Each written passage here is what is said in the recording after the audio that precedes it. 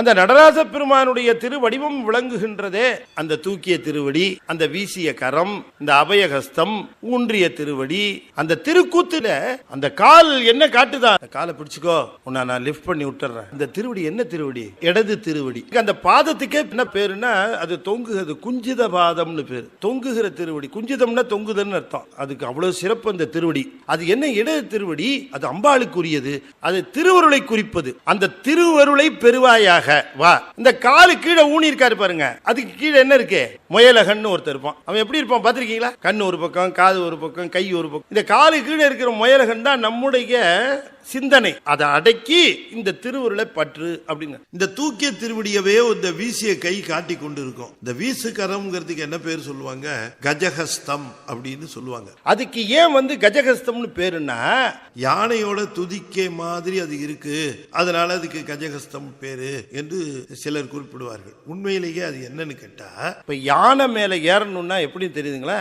யானை என்ன பண்ணும்? காலை இப்படி மடிச்சு அப்படி காட்டும். யானை காலை மடிச்சு இப்படி காட்டுச்சுன்னா அது மேல ஏறிக்கலாம்னு அர்த்தம். யானை காலை மடிக்கலன்னா மேல ஏற முடியாது. அப்ப யானை காலை மடித்து தன்னை மேலே ஏற்றுவதற்கு காட்டுவது போல சிவமானது தன்னுடைய திருவடியை தூக்கி அதை பற்றி கொள்ளுகிறவரை மேலே ஏற்றிவிடும் என்று காட்டுவதற்காக அதை குறிக்கின்ற கையை கஜஹஸ்தம் என்று குறிப்பிட்டார்கள்.